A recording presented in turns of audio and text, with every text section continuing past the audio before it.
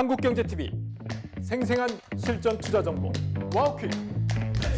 월 5,000원 커피값으로 투자 정보가 내 손 안에 배달됩니다. 와우킥 N에서 만나요. 네, 지금 이 시각 어떤 모멘텀들이 시장을 움직이고 있을까요? 이 시각 증시 키워드 살펴보시죠. 먼저 오펙 플러스의 증산 속도 조절, 정제 마진 강세 등 긍정적인 요인들이 포진된 가운데 정유업계가 3분기에 이어 4분기도 호실적이 전망되면서 오늘 주가도 상승불을 켰습니다. 오늘 시장에서 가장 높은 상승세를 보이고 있고요. 증권이나 은행 등 금융 섹터도 견조합니다. 배당 소득 분리과세 인하가 유력하다는 소식에 특히 고배당 은행주들의 기대감이 집중된 모습이고요.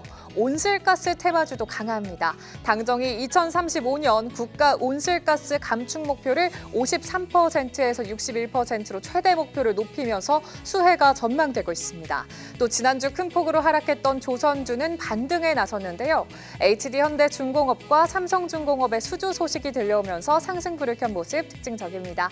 이 가운데 두 가지 토픽 더 자세히 체크해 보시죠. 먼저 정부와 여당이 배당소득 분리과세 최고세율 인하를 추진하면서 고배당주를 중심으로 시장에 관심이 쏠리고 있습니다. 주말 사이에 있었던 정책 관련 모멘텀들 짚어보시죠. 기존 정부안은 최고세율 35%였는데요. 내부적으로는 25% 수준으로 낮추는 방향의 공감대가 형성된 것으로 알려졌습니다. 당정은 최근 주택시장 불안이 커지는 상황에서 시중 자금을 부동산이 아닌 기업 투자로 유도해야 한다는 데 뜻을 모았고요. 이에 따라서 배당 활성화를 위한 세제 완화가 추진되는 겁니다.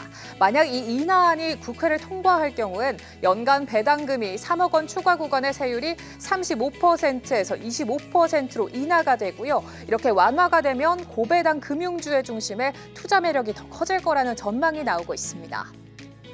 한편 당정은 2035년까지 국가 온실가스 감축 목표도 기존 50에서 60%에서 53%에서 61%로 상향하는 방안에도 합의를 했습니다. 이 소식에 오늘 온실가스 텍 섹터, CCUS, 탄소 포집 저장 테마주들도 견조한 상황인데요.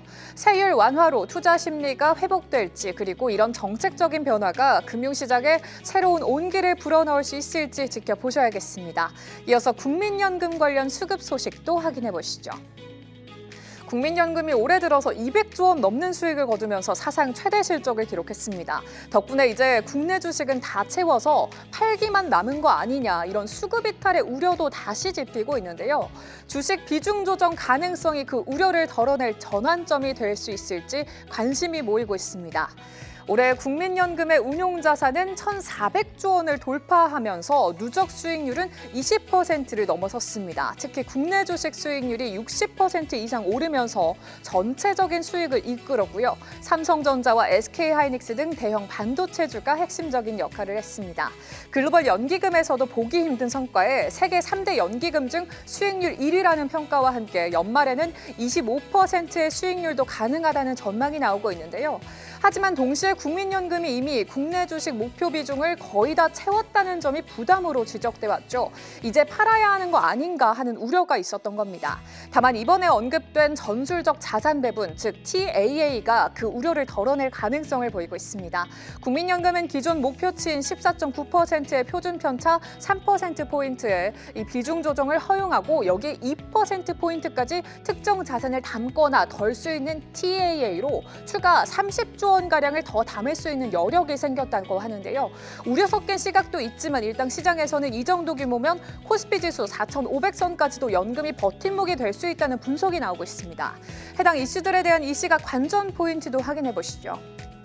먼저 금융주에 대해서는 정책 모멘텀이 발생할 때 대형 은행주의 랠리가 기대된다는 평가가 있었고요. 증시 수급과 관련해서는 하나증권에서 당분간 조정이 나올 수 있다는 전망이 나오고 있습니다.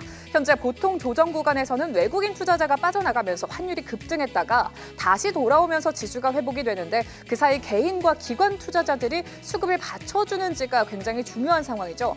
하나증권은 개인 투자자들은 매수세를 보이고 있지만 기관은 국민연금이 국내 주식 비중을 다 채운 만큼 추가 매수 여력이 없는 상황이라면서 우려의 시선을 보이기도 했는데 향후 비중 조정 가능성을 주시해 보셔야겠습니다. 이어서 내일 성적표를 공개하는 파마리서치와 삼성증권의 3분기 실적 전망과 추이 그리고 증권가 투자 의견도 확인해 보시죠.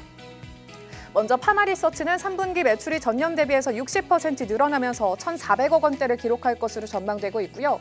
영업이익은 72%나 늘어나면서 600억 원을 회복할 것으로 예상되고 있습니다. 이어서 실적 추이도 체크를 해보시면 실적이 계속해서 고성장하고 있는 모습이 두드러지고 있습니다. 우상향 곡선 주목되고 있고요. 증권가 투자 의견도 확인해 보시죠. 투자 의견 매수와 함께 2026년 내년에는 글로벌 그리고 신사업의 동시 확장 기대감이 주목된다면서 대부분의 증권사들이 큰 폭의 목표가 유지를 한 모습 두드러지고 있고요. 리주란의 공급 확대로 증설을 검토하고 있는 점 주목하고 있습니다. 이어서 삼성증권도 체크해 보시죠. 삼성증권의 3분기 영업이익은 전년 대비해서 3.5% 소폭의 개선세가 예상되고 있고요. 실적 추이도 확인해 보시면 실적 추이 측면에서는 2분기에 4조 6천억 원대를 기록했던 매출이 올 3분기에는 미집계되고 있지만 그래도 더 고성장할 수 있다는 기대감은 기대되고 있습니다. 증권가의 투자 의견도 체크해 보시죠.